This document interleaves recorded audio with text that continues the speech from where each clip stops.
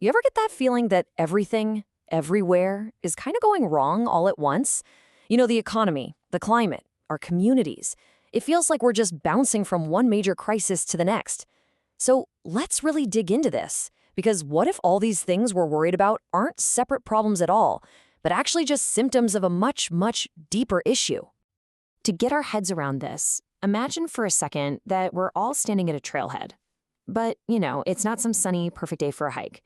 The ground feels a little shaky under our feet, the usual sounds of nature are kind of quiet, and the whole landscape just feels off, unstable. That's the journey we're on, whether we realize it or not. Right, so that's where we are. We're at this absolutely critical turning point. It feels like the old maps just don't work anymore. So to figure out where we're going, we first have to take a really honest look at the ground we're standing on right now.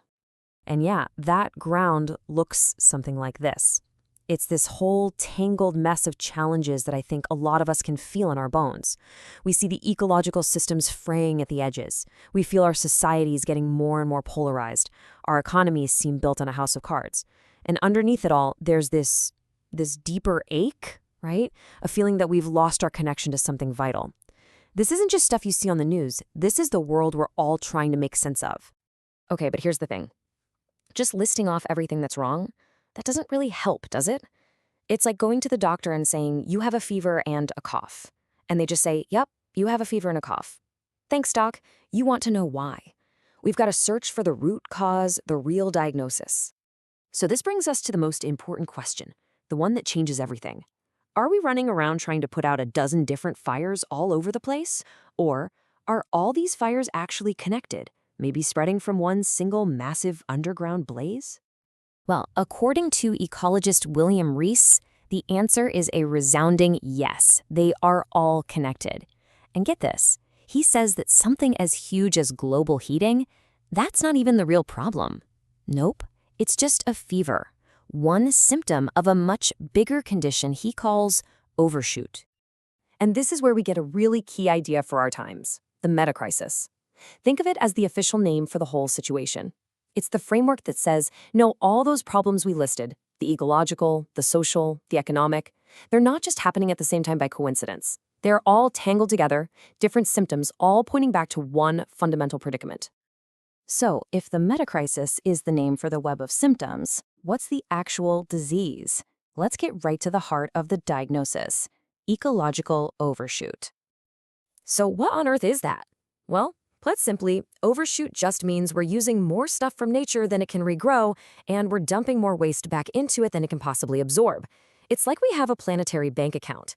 For a long time, we were living off the interest. Now we are draining the principal at a terrifying rate.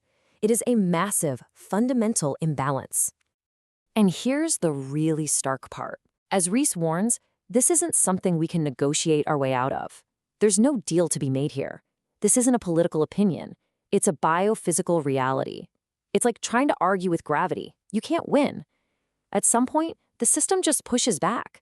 It bites you, hard. And if you want to get a sense of the sheer mind-bending speed of all this, check out this number. In just the last 80 years or so, that's basically a single human lifetime, we have burned through 90% of all the fossil fuels ever used in human history. 90%. That incredible explosion, that's the rocket fuel that has powered our overshoot. So you have to ask, right? How did we get here? How did we let things get so totally out of balance? Well, it wasn't just a random accident. It was fueled by a really powerful 1-2 punch, a cultural story we told ourselves, and the economic machine that story built. On the one hand, you have this cultural myth of human exceptionalism. It's this deep-seated belief that because we're so clever, we're somehow separate from nature, not bound by its rules. And that delusion, that's the permission slip we wrote ourselves to build the economic engine of globalization, a system built on massive distances that just so happens to be fantastic at hiding the real-world consequences of what we buy. Activist Helena Norberg-Hodge just nails it with this quote. The global economy creates so much distance that we basically develop a kind of ethical blindness. Our arms have grown so long we can't see what our hands are doing. When you can't see the damage your consumption causes, it's pretty easy to just not feel the consequences. So this diagnosis of overshoot, delusion, and distance, it leaves us at a profound crossroads. which means the crucial question is now, what happens next? What do our futures even look like from here? And this is so important to remember. The path is not set. We are in a moment of genuine choice, with radically different destinations ahead depending on which trail we decide to take from this point forward. And when you really boil it down, there seem to be two main paths. Path one is the inevitable correction. This is what happens when we fail to act. Nature basically forces a crash on us. It's the future that happens to us. But then there's path two, what Norbert Hodge calls the economics of happiness. This is the future we actively choose by consciously deciding to move in a completely different direction. So what does that chosen path actually look like?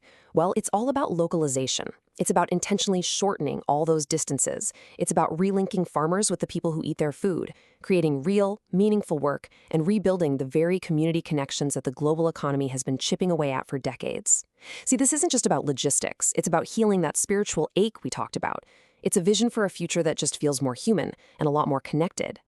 But before we get too carried away with that hopeful vision, William Rees brings us back to Earth with a pretty cold dose of reality. The what might be clear, but the how? Well, that's incredibly difficult. The inertia of our current system is just immense. You can't just say, hey everyone, let's stop using fossil fuels, and expect the world to just stop. It's just not that simple. And so we're left right here with this final profound question hanging in the air. Will our future be a painful correction forced on us by biophysical limits? Or can we make a conscious, collective choice to build a more localized, resilient, and connected world? That's the challenge of the Metacrisis. And the truth is, the story of which path we take, it's being written by all of us right now.